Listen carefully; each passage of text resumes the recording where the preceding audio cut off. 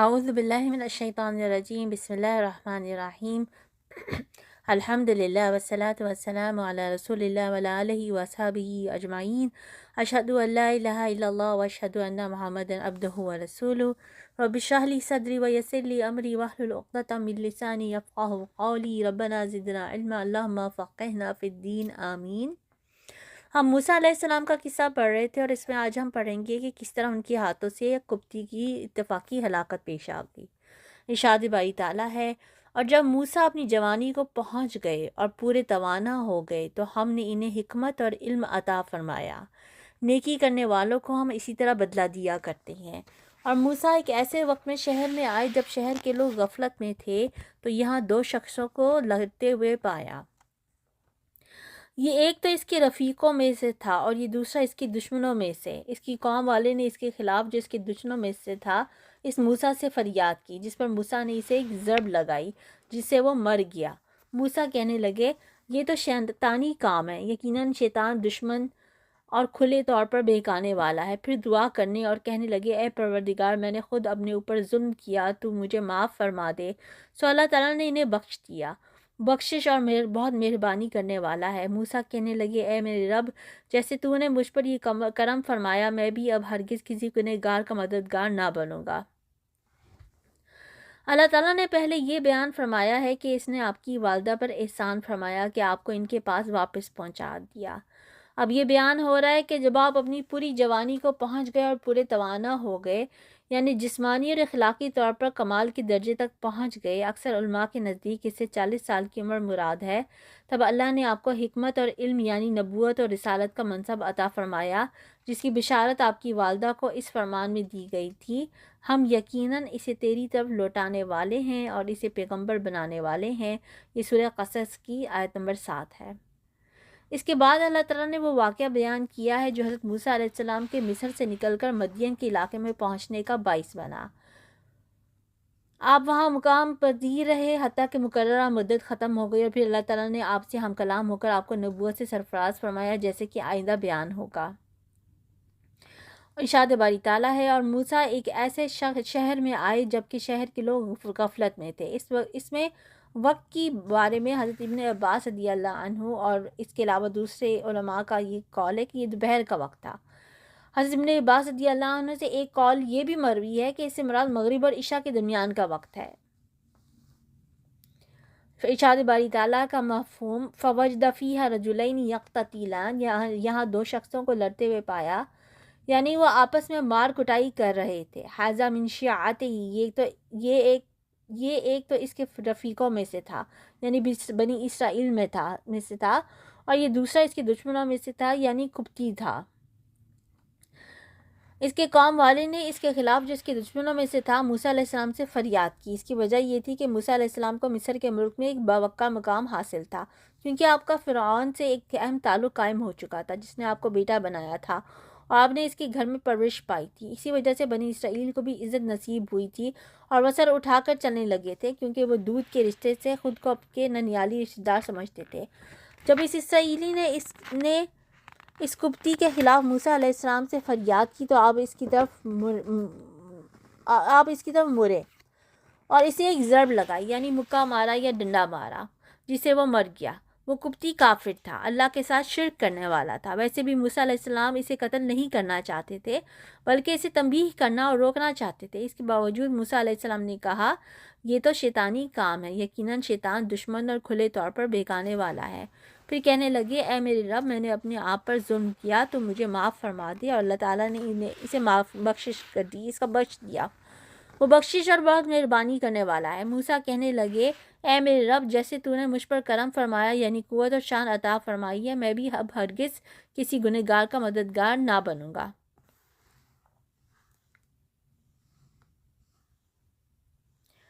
اس دن جب صبح کے وقت آپ شہر میں چل رہے تھے تو یہ کیفیت یہ تھی کہ آپ خوف محسوس کر رہے تھے اور ادھر ادھر دیکھ رہے تھے۔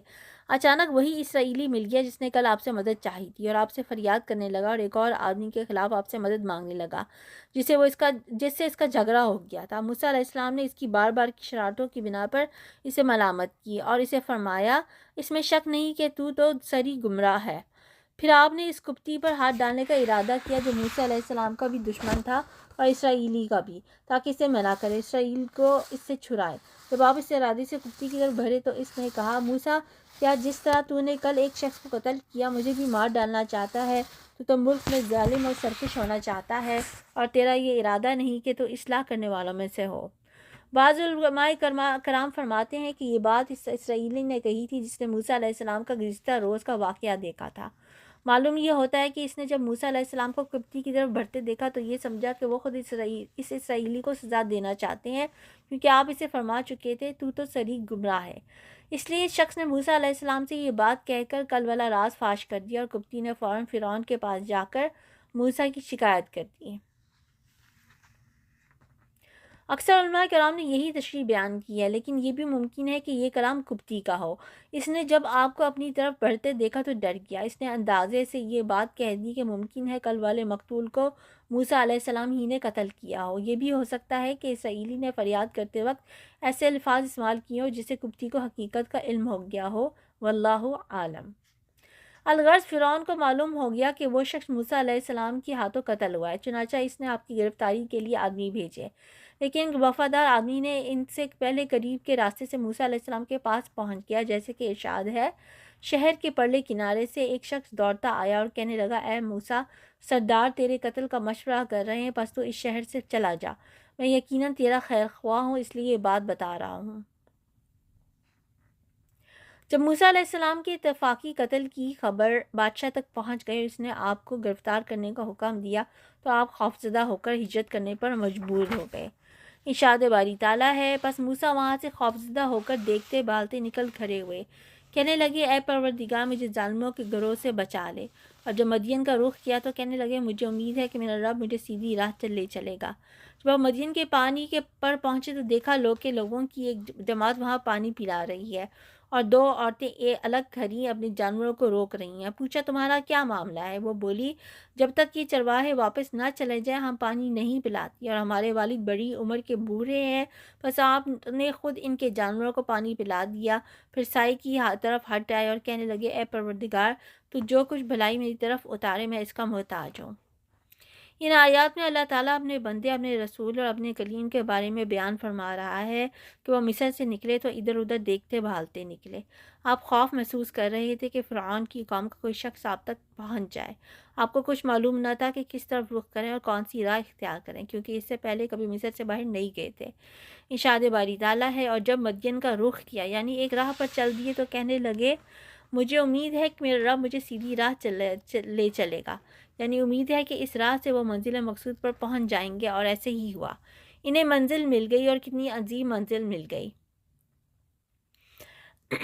جب آپ مدین کے پانی پر پہنچے، یعنی اس کنویں پر جا پہنچے جس سے لوگ جانوروں کو پانی پلاتے تھے۔ مدین وہی شہر ہے جس میں اصحاب الایکہ اللہ کے عذاب کی وجہ سے تباہ ہوئے۔ یہ لوگ حضرت شعیب علیہ السلام کی قوم تھے۔ ایک قول کے مطابق ان کی ہلاکت موسیٰ علیہ السلام کے زمانے سے پہلے ہو چکی تھی۔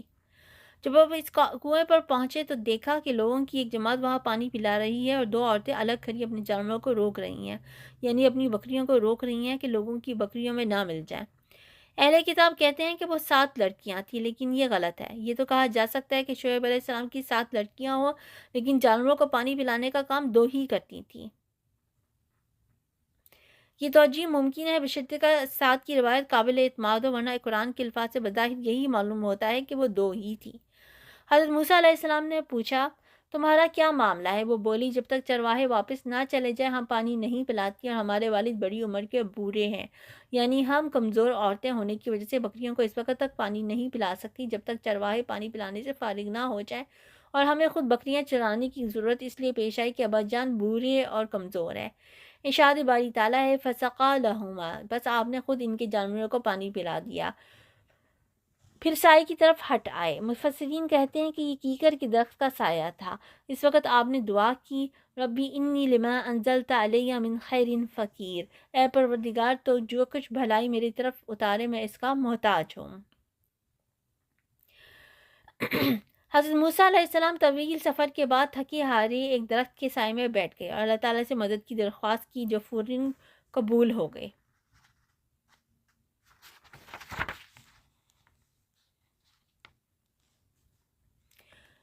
جب موسیٰ علیہ السلام سائے میں بیٹھے اور فرمایا ربی انی لما انزلت الیہ من خیر فقیر، اے پروردگار تو جو کچھ بھلائی میری طرف اتارے میں اس کا محتاج ہوں، تو ان خواتین نے یہ بات سن لی۔ جب وہ والد کے پاس پہنچی تو انہیں اتنی جلدی واپس آ جانے پر تعجب ہوا۔ انہوں نے حضرت موسیٰ علیہ السلام کا پیش آمد واقعہ بیان کیا۔ والد نے حکم دیا کہ جا کر ان کو بلا لائے، تو ان دونوں عورتوں میں سے ایک شریف زادیوں کی طرح شرم و حیا سے چلتی ہوئی آئی، کہنے لگی میرے والد صاحب آپ کو بلا رہے ہیں تاکہ آپ نے ہمارے جانوروں کو جو پانی پلایا اس کی اجرت دیں۔ اس نے واضح طور پر وجہ بیان کر دی تاکہ اس کی بات سے کوئی غلط فہمی یا شک و شبہ پیدا نہ ہو۔ یہ بھی اس خاتون کی حیا اور پاکدامنی کا مظہر ہے۔ جب حضرت موسیٰ علیہ السلام ان کے پاس پہنچے اور ان سے اپنا سارا حال بیان کیا اور بتایا کہ مصر کے بادشاہ فرعون کی ڈر سے اپنا وطن مصر چھوڑ کر نکلے ہیں، تو وہ بزرگ کہنے لگے اب نہ ڈر، تو نے ظالم قوم سے نجات پائی، یعنی اب ان کے دائرے اختیار سے باہر آ گئے ہیں، کیونکہ اب آپ ان کی سلطنت کی حدود میں نہیں۔ بزرگ نے آپ کی مہمان نوازی کی اور عزت و احترام سے رکھ، اور آپ کا واقعہ سن کر خوشخبری دی کہ آپ ان سے نجات پا چکے ہیں۔ تب ایک لڑکی نے اپنے والد سے کہا یا ابتی استاجر ہو، ابا جی آپ انہیں مزدوری پر رکھ لیں تاکہ وہ آپ کی بکریاں چرائیں۔ پھر آپ کی یہ خوبی بیان کی کہ وہ طاقتور اور دیانتدار ہیں۔ حضرت عمر، حضرت عبداللہ بن عباس رضی اللہ عنہم اور دیگر علماء سے روایت ہے، جب اس نے یہ بات کہی تو اس کے والد نے پوچھا تجھے اس کی قوت و امانت کی کیا خبر؟ اس نے کہا جو بھاری پتھر 10 آدمی اٹھاتے ہیں انہوں نے اکیلے ہی اٹھا لیا، اس سے مجھے ان کی طاقت کا اندازہ ہوا، اور جب میں انہیں لے کر آ رہی تھی تو میں آگے چل رہی تھی، انہوں نے کہا میرے پیچھے چلو، جب راستہ مڑنا ہو تو مجھے راستے بتانے کے لیے اس طرف کنکری پھینک دینا۔ جب موسیٰ علیہ السلام ان کے گھر پہنچے تو اس بزرگ نے کہا میں اپنی ان دونوں لڑکیوں میں سے ایک کو آپ کے نکاح میں دینا چاہتا ہوں، اس مہر پر کہ آپ 8 سال تک میرا کام کاج کریں۔ ہاں اگر آپ 10 سال پورے کریں تو یہ آپ کی طرف سے بطور احسان ہے، میں ہرگز نہیں چاہتا کہ آپ کو کسی مشقت میں ڈالو، اللہ کو منظور ہے تو آپ مجھے بھلا آدمی پائیں گے۔ بعض علماء نے اس واقعے سے استدلال کرتے ہوئے کہا ہے کہ روٹی کپڑے پر مزدوری کرنا درست ہے، جیسے کہ معروف رواج ہے۔ اس کے بعد اللہ تعالیٰ نے فرمایا موسیٰ نے کہا یہ بات میرے اور آپ کے درمیان پختہ ہو گئی، آپ ان دونوں مدتوں میں سے جسے پورا کروں مجھ پر کوئی زیادتی نہ ہو، ہم یہ جو کچھ کہہ رہے ہیں اس پر اللہ گواہ اور کارساز ہے۔ یعنی موسیٰ علیہ السلام نے اپنے سسر سے فرمایا آپ نے جو بات کہی وہ درست ہے، میں جون سی مدت پوری کروں مجھے اس کا حکم ہوگا، مجھے اس کا حق ہوگا، اس سلسلے میں مجھ پر کوئی زیادتی نہیں کی جائے گی، ہماری مفاہمت پر اللہ گواہ ہے جو سب کچھ سن رہا ہے۔ تاہم موسیٰ علیہ السلام نے زیادہ مدت پوری کی، یعنی پورے 10 سال ان کی خدمت کی۔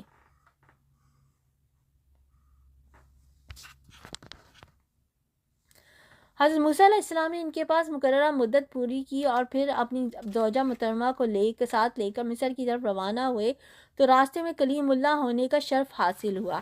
ارشاد باری تعالیٰ ہے جب موسیٰ علیہ السلام نے مدت پوری کر لی اور اپنے گھر والوں کو لے کر چلے تو کوہ طور کی طرف آگ دیکھی۔ اپنی بیوی سے کہنے لگے ٹھہرو، میں نے آگ دیکھی ہے، بہت ممکن ہے کہ میں وہاں سے کوئی خبر لاؤں یا آگ کا کوئی انگارہ لاؤں تاکہ تم سینک لو۔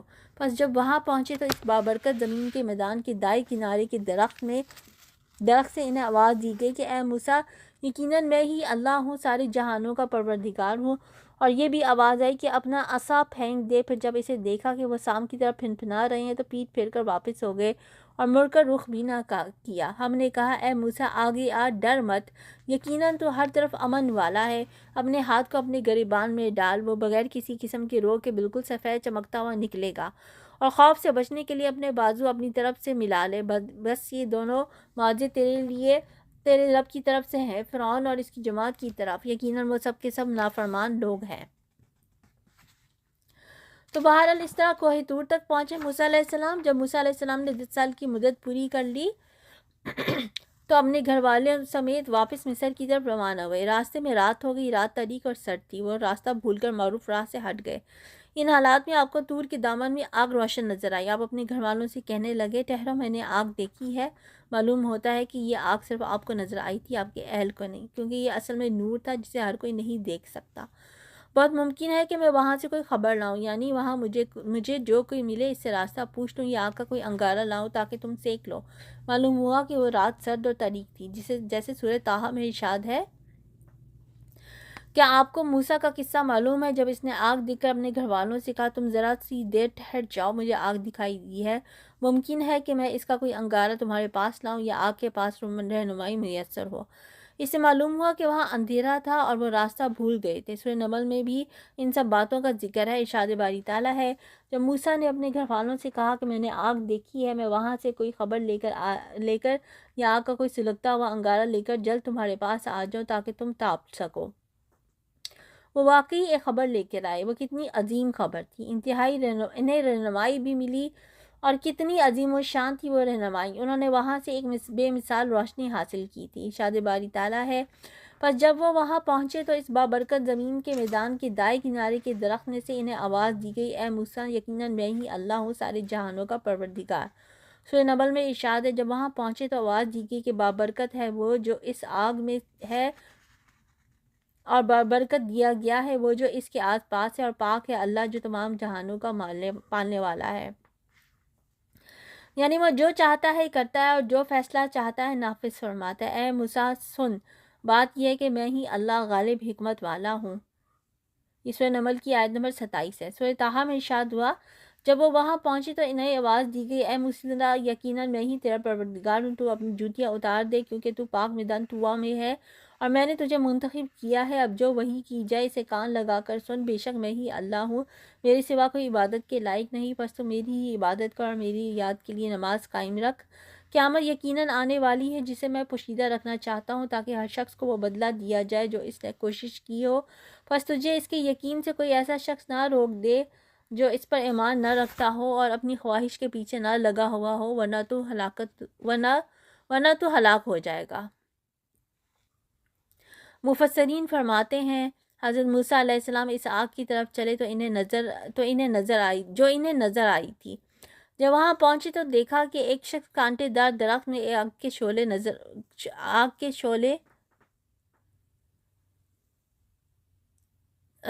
جب وہاں پہنچے تو دیکھا کہ ایک کانٹے دار درخت میں آگ کے شعلے نظر آ رہے ہیں، لیکن درخت زیادہ سے زیادہ سرسبز ہوتا جا رہا ہے۔ آپ تعجب سے وہیں ٹھہر گئے۔ وہ درخت آپ کی دائیں طرف پہاڑ کے مغربی پہلو میں تھا، جیسے ارشاد ہے، اور طور کے مغربی جانب جبکہ ہم نے موسیٰ کو احکام کی وحی پہنچائی تھی، نہ تو موجود تھا اور نہ تو دیکھنے والوں میں سے تھا۔ حضرت موسیٰ علیہ السلام جس وادی میں تھے اس کا نام طویٰ ہے۔ موسیٰ علیہ السلام کا چہرہ قبلہ یعنی جنوب کی طرف تھا۔ وہ درخت آپ کی دائیں طرف مغرب کی سمت تھا۔ اس مقدس وادی طویٰ میں اللہ تعالیٰ نے آپ سے کلام کیا، پہلے جوتے اتارنے کا حکم دیا۔ اس کا مقصد اس مقدس مقام کا احترام تھا، بالخصوص اس مبارک رات میں تو اس مقام کو مزید تقدس اور برکت حاصل ہو گئی تھی۔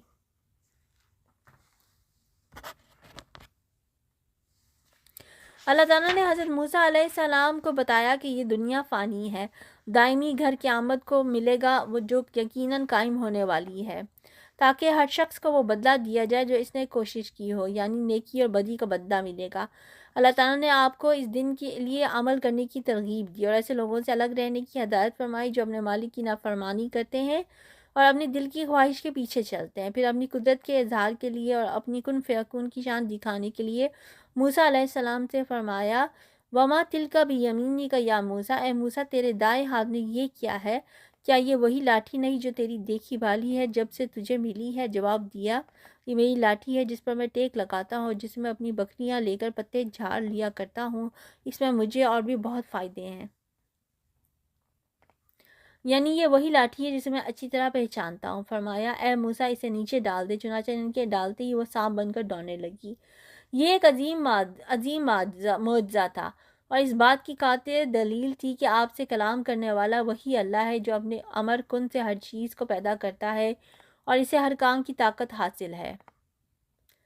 اللہ تعالیٰ نے دوسری آیت میں فرمایا، اور یہ کہ اپنا عصا پھینک دے، پھر جب اسے دیکھا کہ وہ سانپ کی طرف پھنپھنا رہا ہے تو پیٹ پھیر کر واپس ہو گئے اور مڑ کر رخ بھی نہ کیا، یعنی وہ ایک بہت بڑا سانپ بن گئی جس کی جسامت بہت بڑی تھی اور بڑے بڑے دانت تھے، اس کے باوجود اس کی حرکت تیز رفتار پتلے سانپ کی طرح تھی۔ جب حضرت موسیٰ علیہ السلام نے اسے دیکھا تو پیٹ پھیر کر بھاگے، کیونکہ انسانی فطرت کا یہی تقاضا تھا، اور پیچھے مڑ کر نہ دیکھا۔ اس وقت اللہ تعالیٰ نے آواز دے کر فرمایا، اے موسیٰ آگے آ، ڈر مت، یقیناً تو ہر طرح امن والا ہے۔ جب آپ واپس آئے تو اللہ تعالیٰ نے حکم دیا، بے خوف ہو کر اسے پکڑ لے، پھر ہم اسے اس کی پہلی صورت میں دوبارہ لے آئیں گے۔ کہتے ہیں آپ کو سخت خوف محسوس ہوا، آپ نے اپنا ہاتھ قمیص کی آستین میں ڈالا اور کپڑے میں لپیٹ کر اس کے منہ کے درمیان رکھا۔ اہل کتاب کہتے ہیں کہ آپ نے اس کی دم پکڑ لی، جب اسے اچھی طرح پکڑ لیا تو وہ پہلے کی طرح 2 شاخوں والا عصا بن گیا۔ پھر اللہ تعالیٰ نے آپ کو حکم دیا کہ اپنا ہاتھ گریبان میں ڈال کر نکالیں. جب نکالا تو وہ چاند کی طرح چمک رہا تھا. یہ سفید بحری وغیرہ کے مرض کی وجہ سے نہیں تھی. اس لیے اللہ تعالیٰ نے فرمایا اپنے ہاتھ کو اپنے گریبان میں ڈال، وہ سفید چمکیلا نکلے گا بغیر کسی عیب کے، اور خوف سے بچنے کے لیے اپنے بازو اپنی طرف ملا لے. کہا جاتا ہے کہ اس کا مطلب یہ ہے کہ جب تجھے خوف محسوس ہو تو اپنے دل پر ہاتھ رکھ لے، تجھے تسکین ہو جائے گی. سورہ نمل میں فرمایا اپنا ہاتھ اپنی گریبان میں ڈال، وہ سفید چمکیلا نکلے گا بغیر کسی عیب کے. یہ 9 نشانیوں میں سے ہے. ان کے ساتھ فرعون اور اس کی قوم کی طرف جا، یقیناً وہ نافرمانوں کا گروہ ہے. عصا اور ہاتھ کے معجزے کی طرف اس آیت میں اشارہ ہے. پس یہ دونوں معجزے تیرے لیے تیرے رب کی طرف سے ہیں، فرعون اور اس کے درباریوں کی طرف. سورہ قصص کی آیت نمبر 32 صحیح ہے. ان کے ساتھ 7 نشانیاں اور تھیں. یہ وہ 9 نشانیاں ہیں جن کا ذکر اللہ تعالیٰ نے سورہ بنی اسرائیل کے آخر میں کیا ہے. اللہ تعالیٰ نے فرمایا اور ہم نے موسیٰ کو 9 کھلی نشانیاں دی، سو بنی اسرائیل سے دریافت کر لو. جب وہ ان کے پاس آئے تو فرعون نے ان سے کہا کہ اے موسیٰ میں خیال کرتا ہوں کہ تم پر جادو کیا گیا. انہوں نے کہا تم یہ جانتے ہو کہ آسمان اور زمین کے پروردگار کے سوا ان کو کسی نے نازل نہیں کیا، اور وہ بھی تم لوگوں کے سمجھانے کو. اور اے فرعون میں خیال کرتا ہوں کہ تم ہلاک ہو جاؤ گے. سورہ اعراف میں ان کی تفصیل اس طرح مذکور ہے. اور ہم نے فرعونیوں کو قحطوں اور پھلوں کے نقصان میں پکڑا تاکہ نصیحت حاصل کرے. تو جب ان کو آسائش حاصل ہوتی تو کہتے کہ ہم اس کے مستحق ہیں، اور اگر سختی پہنچتی تو موسیٰ ان کے رفیقوں کی بدشگونی بتاتے. دیکھو ان کی بدشگونی اللہ کے حق مقدر ہے، لیکن ان میں اکثر نہیں جانتے. اور کہنے لگے کہ تم ہمارے پاس خواہ کوئی بھی نشانی لے آؤ تاکہ اس سے ہم پر جادو کرو، مگر ہم تم پر ایمان لانے والے نہیں. سو ہم نے ان پر طوفان اور ٹڈیاں اور جوئیں اور مینڈک اور خون کی اتنی کھلی ہوئی نشانیاں بھیجی، مگر وہ تکبر ہی کرتے رہے، اور وہ لوگ تھے ہی مجرم.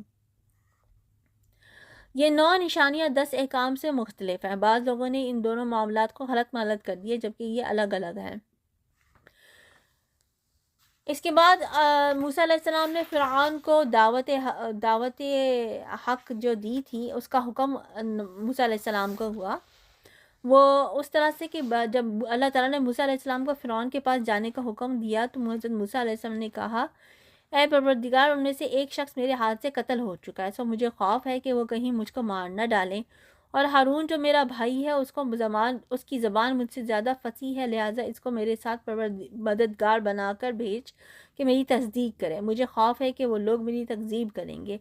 اللہ نے فرمایا ہم تمہارے بھائی سے تمہارے بازو کو مضبوط کریں گے اور تم دونوں کو غلبہ دیں گے. سو ہماری نشانیوں کے سبب وہ تم تک پہنچ نہ سکیں گے، اور تم اور جنہوں نے تمہاری پیروی کی غالب رہو گے. ان آیات میں اللہ تعالیٰ نے حضرت موسیٰ علیہ السلام کا واقعہ بیان کیا ہے کہ موسیٰ علیہ السلام کے ہاتھ سے جب ایک قبطی قتل ہو گیا تو آپ فرعون کے ظلم سے بچنے کے لیے مصر سے نکل گئے تھے. اللہ تعالیٰ نے آپ کو اسی دشمن کے پاس جانے کا حکم دیا تو آپ نے فرمایا پروردگار، میں نے ان کا ایک آدمی قتل کر دیا تھا، اب مجھے اندیشہ ہے کہ وہ مجھے بھی قتل کر ڈالیں گے، اور میرا بھائی ہارون مجھ سے بہت زیادہ فصیح زبان والا ہے، تو اسے بھی میرا پروردگار بنا کر میرے ساتھ بھیج دے. مجھے تو خوف ہے کہ وہ سب مجھے جھٹلا دیں گے، یعنی اسے میرا مددگار اور وزیر مقرر فرما دے تاکہ تیرا پیغام ان لوگوں تک پہنچانے میں وہ میری مدد کرے، اس لیے کہ وہ میری نسبت زیادہ فصاحت و بلاغت سے بات کر سکتا ہے. اللہ تعالیٰ نے آپ کی درخواست قبول کرتے ہوئے فرمایا ہم تیرے بھائی کے ساتھ تیرا بازو مضبوط کر دیں گے اور ہم تم دونوں کو غلبہ دیں گے. فرعونی تم تک پہنچ ہی نہ سکیں گے بسبب ہماری نشانیوں کے، یعنی چونکہ تم ہماری آیات پر عمل کرتے ہو اس لیے وہ تمہیں کوئی نقصان نہیں پہنچا سکیں گے، یا یہ مطلب ہے کہ ہماری آیات کی برکت سے تم دونوں اور تمہاری اتباع کرنے والے ہی غالب رہیں گے. سورہ طٰہٰ میں ارشاد باری تعالیٰ ہے تم فرعون کے پاس جاؤ کہ وہ سرکش ہو رہا ہے، کہا میرے پروردگار اس کام کے لیے میرا سینہ کھول دے اور میرا کام آسان کر دے اور میری زبان کی گرہ کھول دے تاکہ وہ میری بات سمجھ لے. یہ وہی دعا ہے رب اشرح لی صدری ویسر لی امری واحلل عقدۃ من لسانی یفقہوا قولی. آپ کی زبان میں کچھ لکنت رہ گئی تھی، اسی وجہ سے فرعون نے بزوم خویش حضرت موسیٰ علیہ السلام کے اس عیب کا ذکر کیا تھا اور صاف بول بھی نہیں سکتا. سورہ زخرف کی آیت نمبر 52 ہے وَلَا يَكَادُ يُبِينُ. اور صاف بول بھی نہیں سکتا، یعنی اپنے ماضی ضمیر کا اظہار نہیں کر سکتا۔ حضرت موسیٰ علیہ السلام نے مزید التجا کی، میرا وزین معاون میرے کنبے میں سے کر دے، یعنی میرے بھائی ہارون کو اس کے ذریعے میری قوت بڑھا دے اور اسے میرا شریک کار کر دے، تاکہ ہم دونوں بکثرت تیری تسبیح بیان کریں اور بکثرت تجھے یاد کریں، بے شک تو ہمیں دیکھنے والا ہے۔ اللہ تعالیٰ نے فرمایا موسیٰ تیرے تمام سوالات پورے کر دیے جائیں گے، یعنی ہم نے آپ کی ساری دعائیں قبول کر لیں اور جو کچھ آپ نے مانگا ہم نے دے دیا۔ اس سے معلوم ہوتا ہے کہ اللہ تعالیٰ کے ہاں آپ کا مقام بہت بلند تھا۔ آپ نے اپنے بھائی کے حق میں نبوت کی دعا فرمائی، اللہ تعالیٰ نے ان کو نبوت عطا فرما دی۔ اللہ تعالیٰ نے فرمایا وَكَانَ عِندَ اللہِ وَجِيهًا، اور وہ اللہ کے نزدیک باعزت تھے، اور فرمایا وَوَهَبْنَا لَهُ مِن رَحْمَتِنَا أَخَاهُ هَارُونَ نَبِيًّا، اور اپنی خاص مہربانی سے ان کے بھائی ہارون کو نبی بنا کر انہیں عطا فرمایا۔ کچھ لوگ حج کی ادائیگی کے لیے سفر کر رہے تھے، راستے میں ام المومنین حضرت عائشہ رضی اللہ عنہا نے سنا کہ ایک آدمی اپنے ساتھیوں سے کہہ رہا ہے کون سے بھائی نے اپنے بھائی پر سب سے بڑا احسان کیا؟ وہ لوگ خاموش رہے، جواب نہ دے سکے۔ ام المومنین نے اپنے محمل کے قریب کے افراد کو اس سوال کا جواب بتاتے ہوئے فرمایا وہ موسیٰ بن عمران تھے جنہوں نے اپنے بھائی ہارون کے حق میں دعا کی تو ان کی طرف بھی وحی نازل ہونے لگی۔ اللہ تعالیٰ نے فرمایا وَوَهَبْنَا لَهُ مِن رَحْمَتِنَا أَخَاهُ هَارُونَ نَبِيًّا، ہم نے اپنی خاص مہربانی سے ان کے بھائی ہارون کو نبی بنا کر انہیں عطا فرما دیا۔ اس کے بعد موسیٰ علیہ السلام فرعون کے دربار میں جو ہے وہ گئے، اس وقت کیا ہوا یہ میں اگلی دفعہ بتاؤں گی انشاءاللہ تعالی۔ سبحانک اللہم و بحمدک، اشہد ان لا الہ الا انت، استغفرک و اتوب الیک۔